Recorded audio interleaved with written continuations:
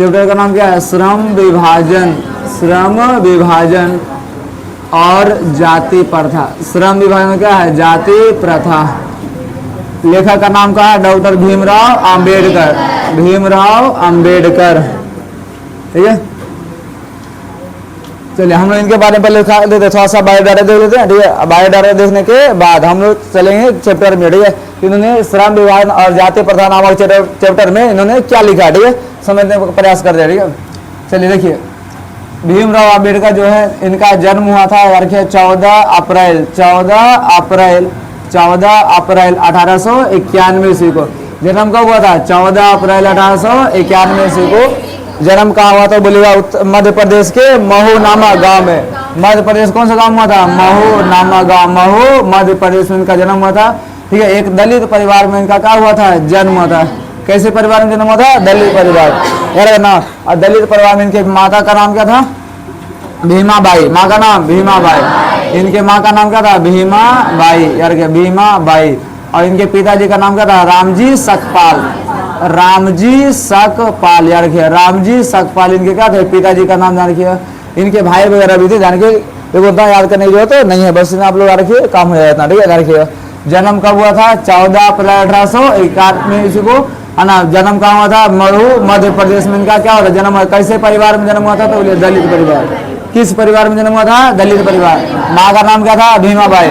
पिता का नाम रामजी सकपाल, रामजी सकपाल। ठीक है, याद रखिए। इन्होंने मतलब जब जन्म होने वाले पढ़ने लिखने में इतना होशियार, इतने तेज से जान किया कि इनको जाति के नाम पर इनको पढ़ने से क्या कर दिया? बाहर निकाल दिया गया। लेकिन फिर भी पढ़ाई लिखाई में इतना आगे निकले जान किया कि इनको ना एक बड़ौदा नरेश थे, कहते बड़ौदा नरेश जान रही है, बड़ौदा के नरेश के प्रोत्साहन प्रदान किया। ये इतना पढ़ने लिखने में थे, इनको मैट्रिक पास करने के बाद बड़ौदा नरेश ने इनको क्या दिया? प्रोत्साहन राशि। और उनके प्रोत्साहन राशि पर ये गए उच्च स्तर की शिक्षा प्राप्त करने के लिए न्यूयॉर्क। कहाँ गए थे? न्यूयॉर्क। इसमें जान के उच्च स्तर की शिक्षा प्राप्त करने के लिए कहाँ गए थे? न्यूयॉर्क। और जान के न्यूयॉर्क, और न्यूयॉर्क में जाने के बाद वहाँ से पढ़ने के लिए फिर गए लंदन पढ़ने के लिए। न्यूयॉर्क में पढ़ने वाले कहाँ गए थे? लंदन। इसमें वहाँ पढ़ लेकर के इन्होंने कई सारे PhD हासिल किए, बहुत सारे डिग्री हासिल किए, जान के पूरा दुनिया के कानून को इन्होंने पढ़ा। जिस वजह से ना इन्होंने जब वापस लौटे, ठीक है, तो इन्होंने कई जगह पता है इन्होंने नौकरी भी करने का प्रयास किया, लेकिन इनके जाति के नाम पर ना, जाति के आधार पे इनके साथ हमेशा भेदभाव किया। चाहे पढ़ने लिखने का बात ले लो, चाहे नौकरी करने की बात कर लो, ठीक है। लेकिन जब वही विदेश में गए थे पढ़ने के लिए ना, इनके साथ कोई भेदभाव नहीं होता था, सबके साथ बराबरी का होता था। अब भारत में आने पर इनको भेदभाव हो गया। सो इनको नौकरी करने के दौरान से ना, जब फाइल देना होता था फेंक कर देता था, फेंक कर, अगर ऐसे हाथ में देंगे ना तो हो जाता छूने से हम छुआ जाएंगे, नहाना पड़ेगा। सोच लो इतना लोग भेदभाव का था उसमें जाति का, ठीक है। लेकिन फिर भी पढ़ने वाले इंसान, मेहनत करने वाले इंसान, देख लो कितनों गरीब होने के बाद भी क्या हो गए, आगे ही बढ़े। इसमें इसलिए पढ़ने का अगर आपको कोई काम करने का जुनून रहेगा ना तो आप किसी भी हालत में पढ़ लोगे, ठीक है। लेकिन आपको लगा ना हमको सुख सुविधा इतना चीज चाहिए तबे पढ़ेंगे, कहीं नहीं पढ़ पाओगे। ले जैसा जो हालत में हो, जैसे स्थिति में हो, बस आप क्या करना शुरू कर दो, पढ़ना शुरू कर दो। एक न दिन समय तो बदलबे करेगा। हाँ, वक्त की यही तो सबसे बड़ा खासियत बात है ना कि समय आने पर क्या करता है, बदलता है, जरूर बदलता है, सुनो ना। लेकिन आप मेहनत तो कीजिए, खुद नहीं अपने आप को बदलोगे और सोचो समय बदल जाएगा, कभी नहीं होने वाला है, ठीक है। यार इन्होंने क्या किया, बड़ौदा यहाँ पे न्यूयॉर्क पहले पढ़े, फिर कहाँ गए, लंदन। अब जब वहाँ वापस लौटे, ठीक है, तो इन्होंने क्या किया, उन्होंने पढ़ने लिखने का नौकरी भी की, समाज सेवा भी करने का प्रयास किया, जिसमें स्त्रियों के लिए उन्होंने समाज में स्त्रियों को मान सम्मान के लिए काम किया, शिक्षा के लिए उन्होंने बहुत बढ़िया काम किया, कई सारे आंदोलन भी इन्होंने किया, किया। हालांकि इतना सब करने के पीछे इनके 3 व्यक्ति मुख्य रूप से प्रेरक रहे हैं। कितने व्यक्ति रहे हैं, 3, यार किया 3 व्यक्ति का रहे हैं प्रेरक। एक का नाम था कौन है, एक कौन थे, बुद्ध, दूसरा नाम ज्योतिबा फूले, बुद्ध, दूसरा का नाम कबीर, कौन थे, बुद्ध, कबीर और ज्योतिबा फूले। बुद्ध कबीर कौन थे, ज्योतिबा फूले, बुद्ध कबीर कौन थे, ज्योतिबा फूले। ये 3 व्यक्ति इनके क्या माने थे, प्रेरक माने जाते हैं, मोटिवेटर। प्रेरक माने क्या था, मोटिवेटर, जिनको देख करके आगे बढ़ा, हमेशा सीखने का प्रयास किया, ठीक है। तो बुद्ध कबीर कौन थे, ज्योतिबा फूले, जान के, ठीक है, यार किया। ये शिक्षा के उस समय जान के, ठीक है, उस समय जान के, इनके समय जान के पढ़े लिखे विद्वान में अगर सबसे अगर कोई आगे थे तो वो कौन थे, भीमराव अंबेडकर। इन्होंने मानव कल्याण के लिए काम किया। इन्होंने कहा था मानव मुक्ति, क्या बोलते हैं, मानव मुक्ति के पुरोधा, मानव मुक्ति के पुरोधा, कहेगा किन्हें कहा जाता है, क्या बताएंगे आप लोग? भीमराव अम्बेडकर। मानव मुक्ति के पुरोधा किन्हें कहा था? भीमराव अम्बेडकर को। करे ना, मानव मुक्ति के पुरोधा भीमराव अम्बेडकर को। इसमें इन्होंने जब संविधान बनने का बात है ना, ठीक है, तो इन्होंने संविधान बनाने का काम किया, इसलिए ने कहा था संविधान निर्माता। क्या कहते हैं? संविधान निर्माता।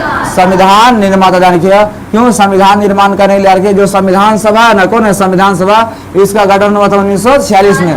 संविधान सभा गठन कब हुआ था? 1946। और संविधान सभा के प्रारूप समिति के अध्यक्ष चुने गए थे कौन? भीमराव अम्बेडकर। इन्होंने पूरा डिजाइन, पूरा मॉडल तैयार किया कि हमारा संविधान का रूपरेखा, पूरा सब व्यवस्था कैसे हो रही है, इसलिए इनको कहा था संविधान निर्माता का जान किया। जबकि संविधान को लिखने वाले कौन थे? प्रेम बिहारी नारायण रायजादा। समझ गए? प्रेम बिहारी नारायण रायजादा। उन्होंने संविधान को लिखा था। क्या कहता? लिखा था। इन्होंने संविधान को कैसे कैसे कहाँ कहाँ क्या जोड़ना ना, उन सारी व्यवस्था कौन किए थे? भीमराव अम्बेडकर। हालांकि पूरा प्लानिंग, सारा व्यवस्था किए थे भीमराव अम्बेडकर जी ने, इसलिए इनको कहा था संविधान निर्माता। मानव मुक्ति का हम लोग कहते हैं पुरोधा। इन्होंने मानव समाज के लिए काम किया, मानव कल्याण के लिए काम किया, दान किया। ठीक है, इसलिए स्त्रियों के लिए, महिलाओं के लिए, शिक्षा के लिए बहुत सारे इन्होंने काम किया, दान किया। अब बाद में ना, ठीक है, इन्होंने बहुत सारे निबंध लिखे। क्या लिख दिए? निबंध। और जितने भी निबंध लिखे पता है, सब के सब अंग्रेजी में है। सबके सब क्या है? अंग्रेजी में। इसलिए अगर कोई भी चीज अगर आपको अंग्रेजी में मिलेगा ना, ठीक है, कि कोई अंग्रेजी में दे देगा, एनिहिलेशन ऑफ कास्ट के लिए कौन ने तैयार किया? दो चीज आप ध्यान करिए, एक अंग्रेजी, अगर कोई जाति या अगर कोई धर्म से अगर संबंधित रचना है, जाति या धर्म, और कुछ अंग्रेजी में, अंग्रेजी में हो और जाति या धर्म से संबंधित रहेगा ना, तो सिंपल कहेगा वो लेखक किनका है? भीमराव अम्बेडकर का। किनका? भीमराव अम्बेडकर का। समझ गया? समझने के लिए क्यों मैट्रिक में जिस लेवल क्वेश्चन पूछेगा उसके साथ साथ तैयार किया, कौन सा अंग्रेजी में भी हो, जाति और धर्म के नाम पर भी हो, तो कौन होगा? भीमराव अम्बेडकर। कहेगा कौन कौन रचना इन्होंने लिखा, तो सिंपल बोलिएगा कौन कौन सा भाई साहब, तो बोलेगा ना annihilation of caste. Annihilation of caste. Annihilation of caste. ठीक है, इसके अलावा इन्होंने और क्या लिखे भाषा ना, इन्होंने the castes in India. The castes in India. In India. The castes in India their mechanism. लंबा लंबा लिखे, देयर मैकेनिज्म। देयर मैकेनिज्म ध्यान रखिए। कौन लिखे? देयर मैकेनिज्म लिखे। ठीक है बबनी, तो मैंने देख लिया, यहाँ पे ध्यान रखो, आइए पढ़ने के लिए। ध्यान है इन्होंने चक्र पकड़ में आगुए में बैठ करता उनको डर लग रहा है, आगुए में बैठ के बाहर इन्होंने याद कर कब लिखे।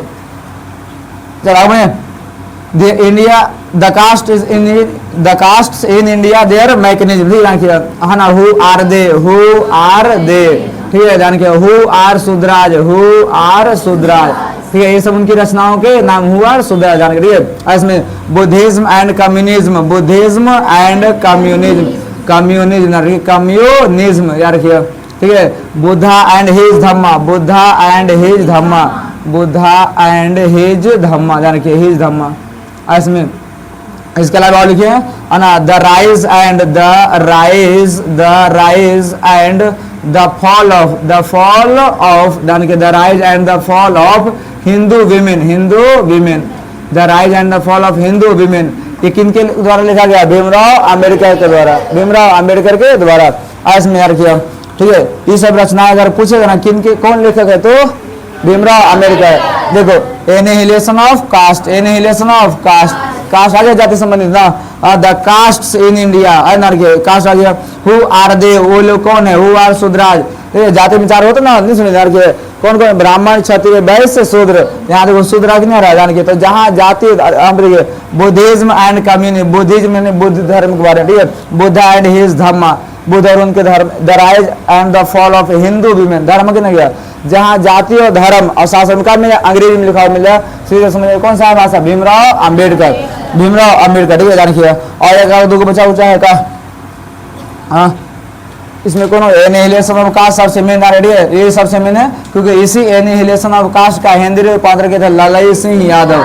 कौन किया था? लालई सिंह यादव। लालई सिंह यादव, क्योंकि इसको ना 1936 है ना, लाहौर अधिवेशन में इनको पढ़ा जाने वाला था, कवि सम्मेलन में किया, लेकिन पढ़ नहीं पाए, इसलिए इसको क्या पता है? स्वतंत्र ग्रंथ का रूप दे दिया, स्वतंत्र ग्रंथ 1936 में। और इसी एनिहिलेशन का ऑफ कास्ट का हिंदी रूपांतर किए थे ललित सिंह यादव, जाति पाति का उच्छेद के नाम से। नाम क्या है? देखो, अंग्रेजी का बोले एनिहिलेशन ऑफ कास्ट, और इसी को हिंदी में क्या बोलेंगे? तो बोले जाति पाति का उच्छेद। जाति पाति का उच्छेद। ये हिंदी रूपांतरण हो गया। और इसी साहब को दिया गया कौन सा पढ़ने के लिए, जाति श्रम विभाजन और जाति प्रथा। समझ ना, कहेगा सवाल पूछ रही है कि बताइए श्रम विभाजन और जाति प्रथा कहाँ से लिया गया है, जाति पाति का उच्छेद। और नहीं अगर ऑप्शन में क्या बोलेंगे, एनिहिलेशन ऑफ कास्ट। तो इसी का हिंदी रूपांतरण ये बोला ना, तो अंग्रेजी में एनिहिलेशन ऑफ कास्ट, हिंदी में का जाति पाति का उच्छेद।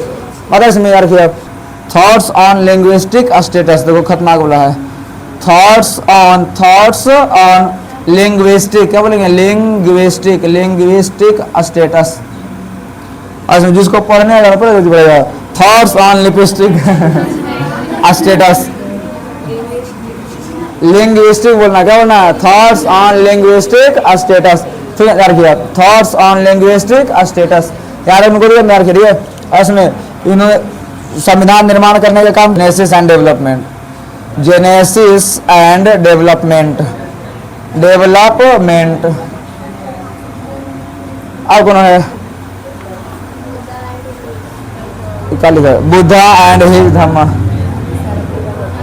चलो कोई बात नहीं, आप आगे हम लोग बोल सकते हैं ना, देखिए इन्होंने पूरा सारा काम किया जान के लिए।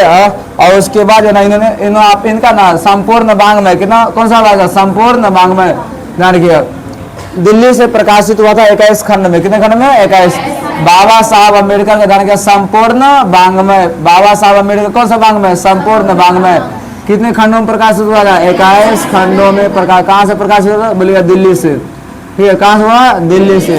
ऐसे में किया, कहाँ से प्रकाशित हुआ था, दिल्ली से। बाबा साहब अम्बेडकर का बताइए संपूर्ण वांग्मय कितने खंड में है, 21। कहाँ से प्रकाशित हुआ था, दिल्ली से।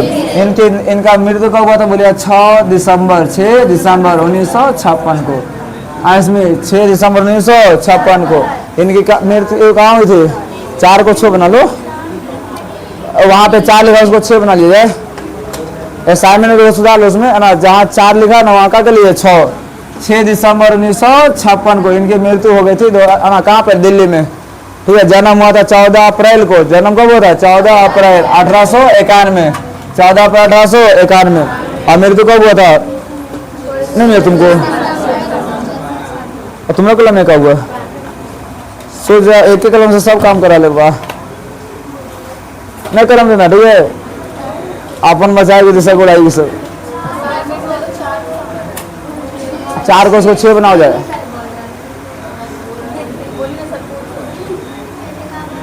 चार दिसंबर जहां लिखा उसको क्या कर लिया, 6 बना लिया जाए। ठीक है, हो गया सबका सही। आज 6 दिसंबर 1956 को इनकी क्या हो गई थी, मृत्यु। इसमें जन्म कब हुआ था, 14 अप्रैल 1891। जन्म कहाँ हुआ था, महू मध्य प्रदेश। माँ का नाम भीमाबाई, पिता का नाम रामजी सकपाल। किनके प्रोत्साहन पर उच्चतर शिक्षा के लिए न्यूयॉर्क गए थे, बड़ौदा नरेश। उच्चतर शिक्षा के लिए कहाँ गए थे, न्यूयॉर्क में पढ़ने के बाद कहाँ गए थे, लंदन ना। कितने व्यक्ति प्रेरक रहे हैं, 3। कौन कौन, बुद्ध, कबीर, ज्योतिबा फूले। भारतीय संविधान का निर्माता, भारत में संविधान सभा गठन कब हुआ था, 1946। इनकी रचना किस भाषा में मिलता है, अंग्रेजी में। और ज्यादातर इन्होंने क्या दिया, या तो भाषण दिए हैं या तो निबंध लिखे हैं, या तो भाषण या तो क्या बोलेंगे, निबंध। तो क्या एनिहिलेशन ऑफ कास्ट के लेखक Bhimrao Ambedkar, the caste in India their mechanism Bhimrao Ambedkar, who are they, who are Shudras, Buddhism and communism, Buddha and his Dhamma, the rise and the fall of Hindu women. ये सब के सब रचना किनकी है, तो बोलिए भीमराव अम्बेडकर की। थॉट्स ऑन लिंग्विस्टिक स्टेटस कौन है, Bhimrao Ambedkar. Genesis and development, ये सब रचनाएं किनकी, भीमराव अम्बेडकर की। श्रम विभाजन और जाति प्रथा कहाँ से लिया गया है, एनिहिलेशन ऑफ कास्ट। इसका हिंदी रूपांतरण कौन किया है, ललित सिंह यादव। क्या करना, संपूर्ण कितने खंड में, मृत्यु कब हुई थी, 6 दिसंबर 1956, 6 दिसंबर 1956 को इनका मृत्यु हो गया था। तो यहाँ पर आप लोग रखिए। ठीक है, अब हम चलते हैं चैप्टर क्या, विभाजन और जाति प्रथा। जाति प्रथा, इन्होंने इसमें क्या दिखाने का प्रयास किया है, श्रम का मतलब था कार्य, श्रम का मतलब क्या था, कार्य। विभाजन का मतलब था बंटवारा, काम का बंटवारा। श्रम विभाजन का मतलब क्या था, काम का बंटवारा। और जाति मतलब ध्यान किया, हम लोग जो कास्ट सिस्टम बोलते ना, जाति, है ना, कि हम लोग का जाति क्या है, आप लोग जाति के पहले कैसे जाति वहाँ करते हैं, आज किस प्रकार से जाति नारी के लिए, इसी वजह से उसकी क्या चल रही है, प्रथा परंपरा चल गया, क्या चल गया, परंपरा, समझ गया, है ना। जो जाति आज ने बल्कि हजारों साल पहले शुरू हुआ था, वो जाति लोग आज भी फॉलो कर रहे हैं, नहीं समझे। इस वजह से उसका बन गया जाति को प्रथा बन गया, क्या बन गया, प्रथा। तो इन्होंने काम के बंटवारा को लेकर के और जाति व्यवस्था को लेकर इन्होंने क्या किया, अपना अपना कुछ विचार ज्ञान किया, ठीक है, जिसमें ये क्या कहते हैं, सुना से, ठीक है, कि यह विडम्बना की बात है। कैसी बात है, विडम्बना, विडम्बना मतलब आश्चर्यजनक बात है, जानकिए कि आज हम इस जमाने में पहुंच चुके हैं, जानकिए 21वीं शताब्दी में हम लोग कौन सी शताब्दी में पहुंच चुके हैं, 21वीं। सोचो ना, हम लोग जहाँ 5G 6G मोबाइल चला रहे हैं, ठीक है, वहाँ पे क्या करें, आज भी हम सोचो आश्चर्य की बात है, विडम्बना की बात है, वैसा है ना, कि इस जमाने में जान के हमारे यहाँ जातिवाद, कौन बात, जातिवाद के पोषकों की कमी नहीं है, जातिवाद के पोषकों की कमी नहीं है, कमी नहीं है।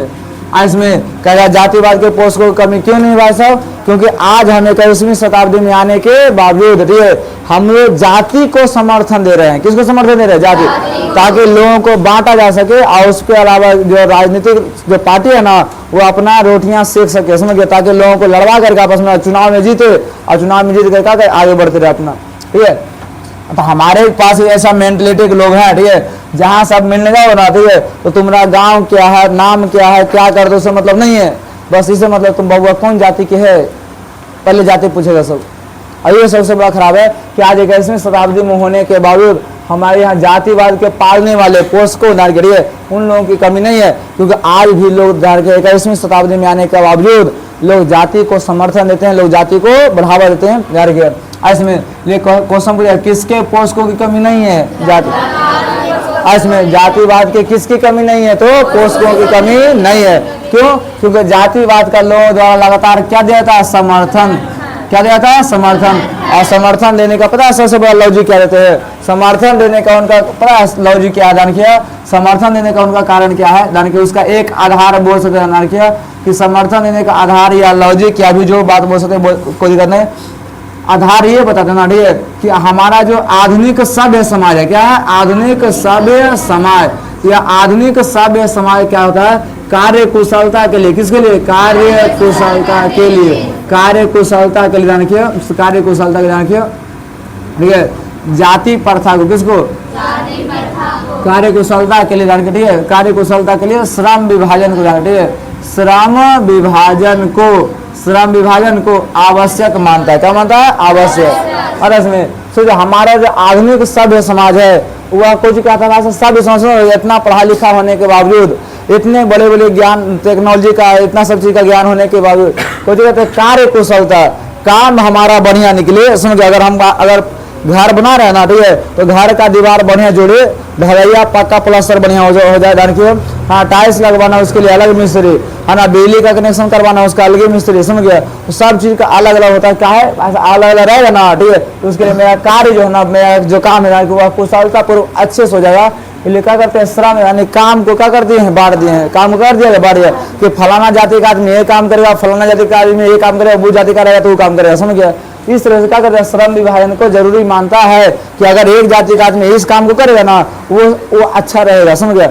लेकिन ये पता ही नहीं कि भाषा कोई भी जाति का आदमी हो उसके इंटरेस्ट पे डिपेंड करता है कि वह काम करने में तुमको मन लग रहा है कि नहीं लग रहा है, समझ गया। लेकिन कुछ ऐसा बात नहीं है, जैसे कहेगा सवाल पूछेगा आधुनिक सभ्य समाज की आवश्यकता क्या है, तो बोलेगा श्रम विभाजन। श्रम विभाजन क्यों आवश्यक मानता है, कार्य कुशलता के लिए, कार्य कुशलता के लिए श्रम विभाजन आवश्यक कौन मानता है, तो आधुनिक सभ्य समाज। कौन मानता है, आधुनिक सभ्य समाज। ऐसे में दान किया, क्यों, क्यों जो श्रम विभाजन दान किया कोई दूसरा चीज दान किया, वह जाति प्रथा का ही, जाति प्रथा का ही दान किया दूसरा रूप है। कैसा रूप है, जाति प्रथा का दूसरा रूप क्या है, बोलेगा श्रम विभाजन। जाति प्रथा का दूसरा रूप क्या है, श्रम विभाजन, श्रम विभाजन है। जाति प्रथा का दूसरा रूप क्या है, श्रम विभाजन। पता है इसमें क्यों, क्योंकि यह जाति प्रथा दान किया, यह जाति प्रथा क्या करता है, पहले क्या करता है, श्रम को बांटता है। किसको बांटता है, श्रम, मैंने पहले काम को बांट दिया दान किया, और फिर काम करने वाले जो मजदूर हैं श्रमिक ना, उनका भी ये विभाजन करता है दान किया। यानी सोचिए जाति प्रथा श्रम विभाजन का रूप तो लिए हुए ही है, और साथ साथ में श्रमिक विभाजन का भी रूप लिए हुए। आज इसमें सोचो, एक तो पहले आदमी के काम को बांट दिया और फिर आदमियों को बांट दिया कि तुम इस जाति का तुम ये काम करना, इस जाति का वो काम करना, और कुछ करना ही नहीं है। आज ने पहले कुछ कहा कि हमको अगर लकड़ी का काम करना था उसने एक जाति दे दिया बढ़ई, अगर हमें कपड़े साफ करना उसने एक अलग जाति दे दिया धोबी, आज में चप्पल जूता ये सब काम उसने मोची दे दिया, समझ चमार जाती। इस प्रकार से सोचो किस प्रकार है ना श्रम विभाग क्या करे, पहले क्या कहा काम को बांट दिया, अब जो है ना काम को बांटने के अलावा कुछ कर दिया श्रमिक यानी मजदूर को ही बांट दिया। और यही जान के श्रम विभाजन धीरे धीरे किसका रूप ले चुका है, श्रमिक। और यह श्रमिक विभाजन श्रमिकों का स्वाभाविक विभाजन नहीं है, अस्वाभाविक। कैसा विभाजन है? श्रमिकों का कैसा विभाजन बोलेंगे? अस्वाभाविक। अस्वाभाविक मैंने क्या आता है? अस्वाभाविक मीन्स क्या आता है? हाँ, आदमी की इच्छा पे निर्भर नहीं है कि हमको ये काम पसंद है तभी हम करेंगे, नहीं पसंद है नहीं, आपको काम पसंद हो या ना हो आपको वही काम करना पड़ेगा। इसमें सोचिए इस प्रकार का होता है अस्वाभाविक विभाजन। अब अगर कोई व्यक्ति जिसको काम करे का मन नहीं है, सोचो क्या लगता है वो आदमी कभी अपने हिसाब से मन से काम कर पाएगा? नहीं काम कर पाएगा, और उसको ना जीवन भर के लेके पैसा मान देगा। अब उसको मन तो है नहीं, ऐसी वजह से ना आदमी का तो बेरोजगार होता है और क्या होता है धीरे धीरे उसके जीवन में ना गरीबी और बेरोजगारी जैसी समस्या उत्पन्न होता है। और इसी वजह से ना कि जो व्यक्ति को काम पसंद है या जो व्यक्ति उसी काम को करना चाहता है तो वो उस काम को पूरा मन से करेगा, और जो काम तुमको दिया गया तुमको काम करने का मन ही नहीं है तो क्या लग रहा है कभी कोनो बढ़िया काम कर पाओगे नहीं। तो उसी वजह से जान के समाज में ना जिसको अच्छा काम मिलेगा वो ज़्यादा कमा लेगा, और जिसको खराब काम मिलेगा कम पैसा वाला काम मिलेगा वो कम कमाएगा। तो जिसके पास पैसा रहेगा ज़्यादा उसके पास साधन रहेगा ज़्यादा, उसकी औकात हो जाएगी ऊंची, और जिसके पास पैसा रहेगा कम उसकी औकात हो जाएगी नीचे। और इसमें यही समाज में क्या रहता है आपस में लोग लड़वाता है सब, सुन गया। यही पता है सामाजिक विधान के जो श्रमिक विभाजन जो अस्वाभाविक है ना रखिए, यही क्या कहता है श्रमिकों का केवल अस्वाभाविक विभाजन नहीं करते जान किया, बल्कि विभाजित वर्गों के बीच ऊंच नीच की क्या भर देती है भावना, ऊंच नीच क्या भर देती है भावना। और ये ऊंच नीच की जो भावना बढ़ती है या समाज के दुनिया के किसी भी समाज में पाया जाता नहीं है जो भारतीय समाज में पाया जाता है। मतलब इसमें सो कितनी गहरी बात बोले कि पूरा अंदर तक असो ना कि किस प्रकार से हमारे देश की व्यवस्था को चौपट गया रहा, लड़कों का भविष्य बर्बाद गया जाति के नाम पे। सोचो वरना आप ही लोग बताओ यहाँ पे सब लोग बैठे सब अलग अलग जाति के हो गए, कभी किसी को जाति पूछा गया है? नहीं, क्योंकि भाषा हम लोग क्या है हिंदुस्तानी है एक नाम पे जान के हम लोग क्या है भारतीय इंसान है। इसमें अगर यहाँ पे कोई जाति पूछता तो हमको बहुत गुस्सा पड़ता है, यार पढ़ने आया तो पढ़ाई करो ना, तुम जाति का आचार डालेगा लेके नहीं समझे, सिंपल से देखो ना नहीं। तो जाति इस प्रकार से बढ़ जाए कि उस आदमी के ना कितना टैलेंट है, कौन सा काम करने मन लगा उससे मतलब ही नहीं है, बस तू फलना जाति का है ना तो वही काम करेगा जिंदगी भर। अब पहले के लोग होता था ठीक है कि पहले आदमी जो है ना जो उसके घर वाले पिता दादा काम करते ना वही पोता पोती काम करना होता था। सोचो आज में अगर किसी का दादा या पिता अगर लकड़ी बेच के अपना घर द्वार चला रहा है ना तो उसका लड़का भी लकड़ियाँ बेचेगा। सोचो इस तरह का होता था पहले मतलब में। लेकिन अब क्या है भाषा आप लोग धीरे धीरे क्या रहे जैसे जैसे पढ़े लिखेगा ना जाति से निकलेगा सब ठीक है, जैसे निकलेगा ना वो अपने आप को महत्व देगा ठीक है। लेकिन जाति जो है ना पुराने विचारधारा के लोग बहुत इसको बढ़ावा देता है ठीक है। अब बताइए अगर मान लेते हैं कि श्रम विभाजन क्या है, श्रम विभाजन ठीक है जान किया। अगर मजदूर श्रमिकों का क्या मान लेते हैं स्वाभाविक, क्या करते हैं स्वाभाविक ठीक है। तो यहाँ स्वाभाविक विभाजन हो ही नहीं सकता ठीक है। क्यों नहीं हो सकता? क्योंकि यहाँ मनुष्य की रुचि पर आधारित नहीं होता है, मनुष्य की रुचि पर आधारित नहीं होता है। इसी विधान के श्रम विभाजन क्या श्रमिकों का स्वाभाविक नहीं बल्कि क्या है अस्वाभाविक विभाजन है।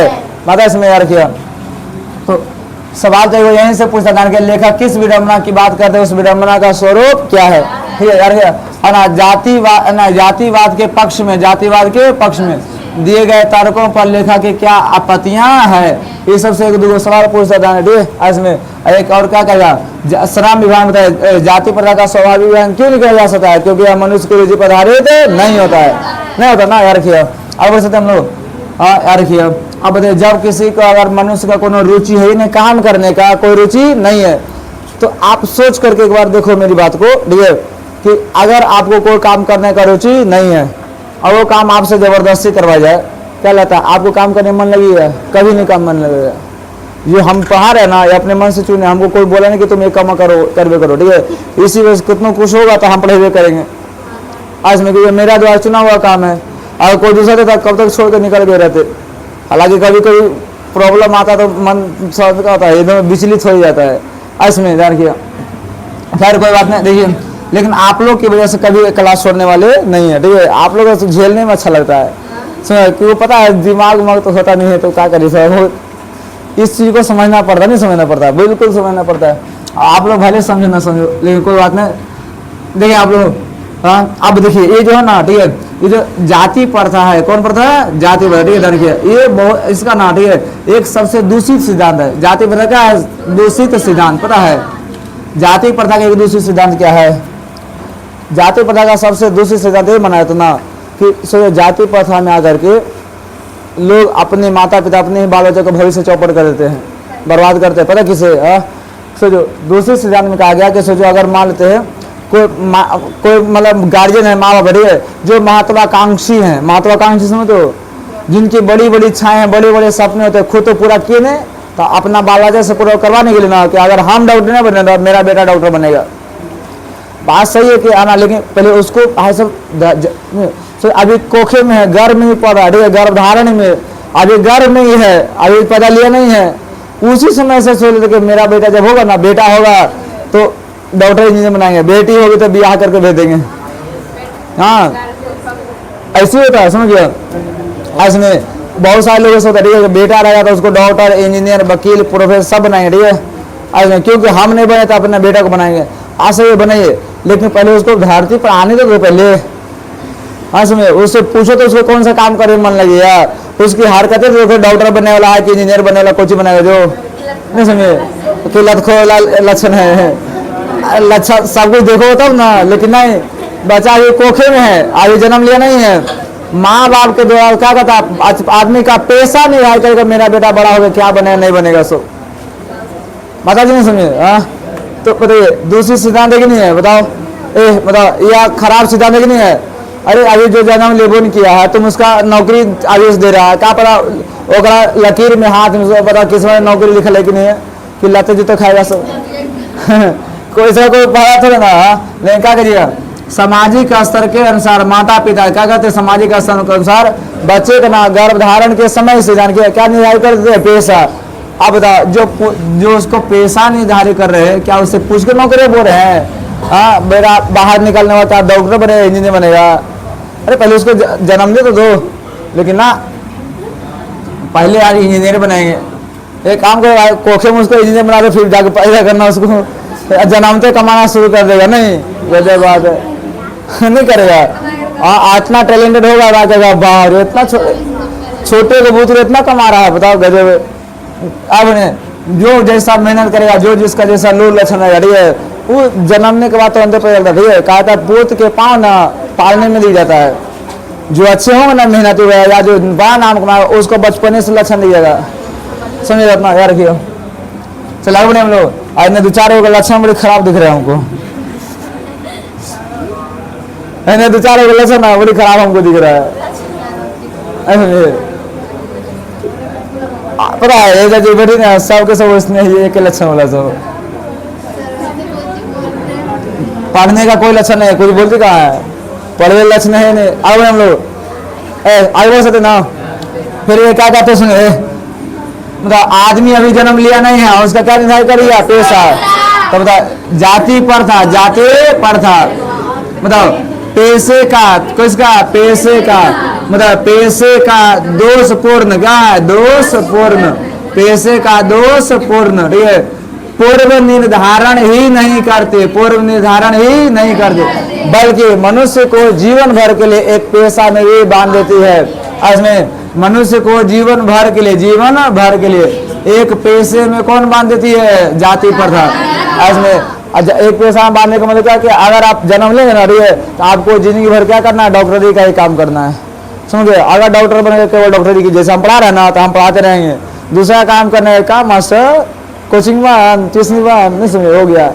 इसका मतलब क्या है कि आप वही काम कीजिए जो आप पहले से कर रहे थे, आप दूसरा काम नहीं कर सकते हैं। चल गए बाल काटने के लिए, क्या मास्टर ने बाल काटे लीजिए, वो टोकने करेगा, समझो। टोकने का मतलब कुछ है कि आप वो इशारा कर रहा ना कि आप जो काम कर रहे हैं ना, भले उसे कमाई हो ना हो, ठीक है, उससे तुम्हारा गुजारा हो या ना हो, आप तुम वही काम करो, दूसरा काम नहीं कर सकते हो।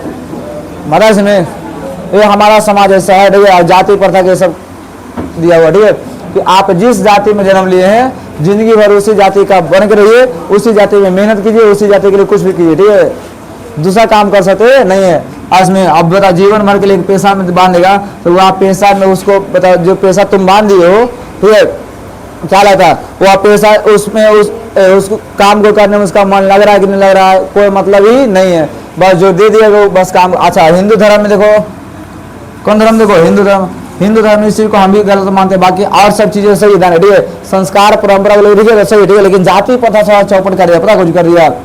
हिंदू धर्म की जो जाति प्रथा, ठीक है, या किसी भी मनुष्य को, किसी भी मनुष्य को ऐसा पेशा, ऐसा काम, ऐसा रोजगार चुनने का मौका ही नहीं देगा, जाने ठीक है, जो उसका पैतृक पेशा ना हो, पैतृक पेशा ना हो। इसका मतलब क्या है, जो आपके गार्जियन काम कर रहे हैं ना, जो आपके क्या कर रहे हैं, गार्जियन काम कर रहे हैं, ठीक है, उस काम को छोड़ के कोई दूसरा काम चुनने का आपको मौका ही नहीं मिलेगा।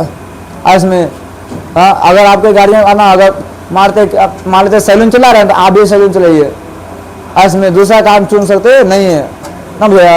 ये हमारे हिंदू धर्म क्या है, जाति प्रथा जो समाप्त होनी चाहिए बढ़िया से, ठीक है, इसमें। लेकिन ऐसे थोड़े समाप्त होगा, क्यों, जाति जो ना भाई पूरा एकदम जटिल समस्या बन चुका है, किसका, भारत का, ठीक है। इसमें तो बताइए, हिंदू धर्म की जाति प्रथा होगा, किसी मनुष्य को ऐसा मौका देते है चुनने के, ऐसा पेशा चुनने का मौका देगा कभी, जो उसका पैतृक पेशा होता है, नहीं है। आप बताओ, जब अगर जो काम तुम्हारे पिता कर रहे हैं, अगर वही काम अगर आपको भी करने के लिए दिया जाए तो क्या लगता है, कभी कर पाओगे बढ़िया से, कभी नहीं कर पाओगे। जब कभी कोई काम कर ही नहीं पाओगे, क्या लगता है आप क्या अमीर हो जाओगे, नहीं, पहले तो तुम बेरोजगार बनेगा, जैसे बेरोजगार होगा वैसे तुमको बेरोजगार को कोई बाहर समाज में पूछता नहीं है।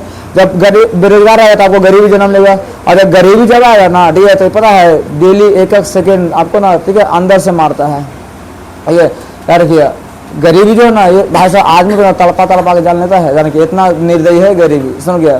ये उम्र या आपको ना नहीं देखता, ठीक है, उम्र भी देखिएगा कि तुम छोटा बच्चा है कि बड़ा है कि बुरा, उससे मतलब नहीं, तुम गरीब है ना, तुम समाज में जीने का अधिकार लोग छीन लेता है सर, ठीक है। इसमें इसी व्यवस्था जान रखिए, देश में क्या बढ़ती है, बेरोजगारी, क्या बढ़ती है, बेरोजगारी, ठीक है। इसमें इसलिए बेरोजगारी, गरीबी और उत्पीड़न, ठीक है, आज के उद्योगों में गरीबी, ठीक है, और बेरोजगारी से भी अगर बड़ी की समस्या अगर कोई है, ठीक है, तो वह क्या है, जाति प्रथा। इसमें क्या है, जाति प्रथा, समझ गया, कौन सी प्रथा है, जाति प्रथा। गरीबी और बेरोजगारी का सबसे बड़ा समस्या क्या है, जाति प्रथा। इसमें याद रखिए, ये जाति प्रथा। बस आप देखिए, जो लोग पढ़ लिख रहे हैं, ठीक है, वो जाति प्रथा जो बेकार है निकल भी रहे, देखिए, जिनको जो काम करने का मन है अपने हिसाब से, अपने स्किल के हिसाब से ना, लोग को जो जिसमें जहाँ उनको काम करके अपना पेट भर रहा है ना, बस अपना लोग चला रहे हैं जीवन इसमें। लेकिन पहले ऐसा नहीं होता था, ठीक है, पहले जो व्यवस्था था समाज में वो इसी के अनुसार आपको चलना पड़ेगा। इसमें ये सवाल पूछेगा, ठीक है, कि मतलब ये हमारे देश में गरीबी और उत्पीड़न से बड़ी समस्या किसे मानते हैं, जाति प्रथा। इसमें जाति प्रथा से कौन सा समस्या होता है, बेरोजगारी। इसमें ये जाति प्रथा भारत का जान के, ठीक है, जान के कैसा प्रत्यक्ष कारण बना, क्या बना, भारत में बेरोजगारी का प्रत्यक्ष कारण क्या है, जाति प्रथा। भारत में बेरोजगारी का प्रत्यक्ष कारण क्या बोलेंगे, जाति प्रथा। इसमें अब इसी वजह जान किया, जब आप बेरोजगार रहोगे, गरीब रहोगे, समझ गए, तो अपना पेट भरने के कुछ ना कुछ तो काम करबो करोगे, नहीं करोगे, जो काम मिलेगा उसी काम को करोगे, और उसी काम को जब करोगे ना, ठीक है, तो भाई साहब उसमें आपकी रुचि तो है नहीं, मजबूरी में काम कर रहे हैं, ठीक है, तो वैसे काम ना करिए, जो व्यवस्था बस किया जाए, मजबूरी में किया जाए, ऐसे काम को हम टालू काम करते हैं। गाँव में बेगारी, क्या बोलते हैं, बेगारी, जिस काम से आपको फायदा नहीं हो रहा है, जिस काम को करने में आपका मन ही नहीं लग रहा ना, वैसे काम को हम कहते हैं कौन सा, टालू काम। जब आप मजबूरी में कर रहे हो, व्यवस्था बस करो कि भाई कैसे करके गुजारा हो जाए, बस इसमें, तो ऐसे काम को क्या कहा है, टालू कहा जाता है। क्योंकि आर्थिक जीवन से भी आर्थिक दृष्टि तो ना, आर्थिक पहलू, कौन पहलू, आर्थिक पहलू से भी ध्यान किया, जाति प्रथा एक हानिकारक प्रथा। कैसी प्रथा है, हानिकारक। आर्थिक पहलू से जाति प्रथा कैसी प्रथा है, हानिकारक। ये सवाल पूछे, अरे आर्थिक पहलू से कौन हानिकारक प्रथा है, जाति प्रथा। आर्थिक पहलू से जाति प्रथा कैसी प्रथा है, हानिकारक। जाति प्रथा हानिकारक प्रथा किस पहलू से? आर्थिक। सवाल ऐसे करके आपसे पूछेगा, ठीक है, क्या करेगा? सवाल पूछेगा तो क्या लगता है बनेगा ना? हाँ, सवाल जब आपसे पूछे तो कोशिश कीजिएगा बस बनाने का, ठीक है, जहाँ तक होगा देखा जाएगा बाद में, ठीक है। इसमें हाँ तो बताए आर्थिक पहलू से जाति प्रथा कैसी प्रथा है? हानिकारक प्रथा। जब तो अंतिम में जो है ना लेखक साहब ये सोचते रहिए भीमराव अम्बेडकर जी, मतलब हम जाति को लेकर के, श्रम विभाग को लेकर हमने इतना सारा बात बोले, ठीक है, तो आपके मन में आ रहा होगा ना कि बताइए हमने इतना इसकी आलोचना किया, बुराई किया, तो बताइए मेरे नज़र में, ठीक है ना, बताइए आखिरकार दान किया ना, हमने इसका इतना बुराई किया, ठीक है, तो मेरे लिए बताइए सभ्य समाज क्या जरूरी, ठीक है, दान किया। एक आदर्श लोकतंत्र क्या होता है? आदर्श लोकतंत्र दान किया, आदर्श लोकतंत्र, ठीक है। एक आदर्श समाज क्या होता है समझ गया? तो ये क्या बताता है इसमें, सुनोगे भीमराव अम्बेडकर जी कहते हैं ना, मेरे नजर में आदर्श समाज, ठीक है, एक स्वतंत्रता, समता और भ्रातृत्व, स्वतंत्रता, समता और भ्रातृत्व, ठीक है, स्वतंत्रता, समता और भ्रातृत्व, स्वतंत्रता, समता और भ्रातृत्व पर आधारित होगा। पर क्या होगा? आधारित होगा। ये बात कौन बोलते हैं? भीमराव अम्बेडकर, कि हमारा समाज स्वतंत्रता, समता और भ्रातृत्व पर आधारित होगा। स्वतंत्र मैंने कहते हैं आज़ादी, किसी को भी जान के कोई भी ऐसा बात बोलने की आज़ादी, जान के कुछ भी आप बोल सकते हैं, आपको कोई मना नहीं है, लेकिन इतना ही बोलना है जिससे कि दूसरे को तकलीफ ना हो। आज में समता मैंने बराबरी, समता मैंने कहा था बराबरी, आज में सबको बराबर माना है, सबको एक समान माना जाएगा, तो हम क्या कहेंगे? समता। और भ्रातृत्व का मतलब होता है भाईचारा। क्या होता है? भाईचारा। भ्रातृत्व का अर्थ क्या होता है? भाईचारा। और भाईचारा भी कैसे पता है? दूध और पानी के मिश्रण की तरह होना चाहिए, समझिए, ताकि दोनों एक दूसरे में घुल मिल जाए ना, तो पता नहीं चले कि दूध पानी मिला कि पानी दूध में मिला, समझ गया? इसमें इस लेवल के भाईचारे होने चाहिए, तब जाके हमारे एक आदर्श समाज क्या होगा? स्थापना हो पाएगा, वरना भूल जाइए कि ऐसा कभी होने वाला है। तो जिस प्रकार से जाति प्रथा है ना, ठीक है, इन सब की जो है ना, हम इन तीनों चीज को अपना पड़ेगा। कौन कौन? स्वतंत्रता, समता और भ्रातृत्व। इन तीन चीज को अगर अपना लिए ना, तो हमारे समाज आदर्श समाज बन जाएगा, ठीक है, जहाँ सबको आज़ादी रहेगा, सबको बराबरी का अधिकार में कोई भेदभाव वगैरह होना नहीं रखिए, अब भाईचारा रहेगा, कभी लड़ाई झगड़ा मारपीट होगा ही नहीं। इसमें कोई तकनीक वो है। इसलिए अंत में क्या कहते हैं भाषा, हमारे जीवन में जितने सम्मिलित अनुभव है, हम दिन भर में जीवन में जो कुछ भी सीखते हैं, दान किया है ना, उन सम्मिलित अनुभवों का स्वतंत्र आदान प्रदान है। स्वतंत्र आदान प्रदान का नाम ही क्या है? लोकतंत्र है। हम जो जीवन में सीखते हैं ना, हम दूसरे को सिखाएं, वो किसी और को सिखाएगा, वो किसी और को सिखाएगा, ठीक है, तो इसी का नाम क्या रखा गया है? लोकतंत्र रखा। हमने जिंदगी में जितना सीखते हैं इसमें, तो जीवन के सम्मिलित अनुभवों के आदान प्रदान का नाम क्या है? लोकतंत्र। क्या नाम है? लोकतंत्र। इसमें रखिए। तो ये आप लोग क्या रह गया? पूरा आपका चैप्टर, ठीक है, पूरा क्या हो गया चैप्टर। इसलिए कोशिश कीजिए इसको ना सब्जेक्टिव कैसे पूछता है, बस उसका ध्यान रखना। 6 चैप्टर तो संभालना है, कितने चैप्टर? 6। बाकी सब तो आसान आसान मिलेगा, भारी उतना नहीं है, ठीक है। इसमें तो यहाँ सवाल कोई पूछेगा तो बनेगा ना? हाँ, सवाल पूछे बनेगा। देखिए सवाल कैसे कैसे पूछेगा, पहले 2 नंबर देख लीजिए। लेखक किस विडंबना की बात करता है? विडंबना का स्वरूप क्या है? आज में रखिए, ठीक है ना। दूसरा सवाल का ध्यान किया ना कि जातिवाद के समर्थक उसके पक्ष में क्या तर्क देते हैं ना, बोले ना, जातिवाद के समर्थक उसके पक्ष में क्या तर्क देते हैं, ठीक है। ये दूसरा क्वेश्चन हो गया। तीसरा क्वेश्चन, जातिवाद के पक्ष में दिए गए तर्कों पर लेखक की प्रमुख आपत्तियां क्या क्या है, वो ध्यान किया। चौथा क्वेश्चन आपको पूछा, कौन सा भाषा होना चाहिए? स्वाभाविक विभाजन क्यों नहीं कही जा सकती है? ये ना, श्रम विभाजन नारकीय जाति प्रथा का स्वाभाविक विभाजन क्यों नहीं कही जा सकती है? क्योंकि यह रुचि पर आधारित नहीं होता है। अब और अगला क्वेश्चन देखिए, वहां पे है ना मिलेगा आपको अगला क्वेश्चन। देखिए, लेखक आज के उद्योगों में गरीबी और उत्पीड़न से बड़ी समस्या किसको मानते हैं? जाति प्रथा। जाति प्रथा भारत में बेरोजगारी का एक प्रमुख और प्रत्यक्ष कारण कैसे बना हुआ है? क्योंकि भाषा या किसी व्यक्ति को ना एक ऐसा पेशा चुनने की अनुमति नहीं देता जो उसका पैतृक पेशा ना हो, चाहे वह उसमें पारंगत हो या ना हो, उसमें वह माहिर हो या ना हो, कोई दिक्कत नहीं। इसमें 7वां नंबर देखिए, लेखक ने पाठ में किन प्रमुख पहलुओं से जाति प्रथा को हानिकारक प्रथा के रूप में दिखाया है? तो क्या होगा? आर्थिक पहलू से ना, नहीं, आर्थिक पहलुओं से जाति प्रथा को हानिकारक प्रथा के रूप में दिखाया गया है। सच्चे लोकतंत्र की स्थापना के लिए लेखक किन चीजों को मतलब विशेष मानते हैं? स्वतंत्रता, समता, भ्रातृत्व। स्वतंत्रता, समता और भ्रातृत्व। इसमें क्या लिखा हुआ देखिए, सच्चे लोकतंत्र की स्थापना के लिए लेखक सबसे पहले एक आदर्श समाज को बनाना चाहा है जहां समानता का अधिकार, भाईचारा, एक दूसरे के सहयोग की वृत्ति को आवश्यक माना है। समझ गया? ये सब चीज हो गया, आपका बन गया। ऑब्जेक्टिव में छूटेगा कोई दिक्कत? हाँ, मतलब ऑब्जेक्टिव में कोई दिक्कत होगा तो कल आपसे सुनेंगे, पता है कौन सा चैप्टर इसमें सुने आप? देखिए दूसरा क्वेश्चन सुनेंगे कल आपसे। दूसरा में टिक लगा लीजिए। क्वेश्चन नंबर 2, 4, क्वेश्चन नंबर 2 कल आपसे सुना जाएगा, ठीक है? क्वेश्चन नंबर 4 हो गया ना? 4 के बाद 5, 6, 7, 8, ठीक है? इतना सुना जाएगा कल, और कल फिर शुरू करेंगे हम लोग कौन सा? 20 के दांत। 20 के दांत पता है इसमें कोई दिक्कत नहीं को है?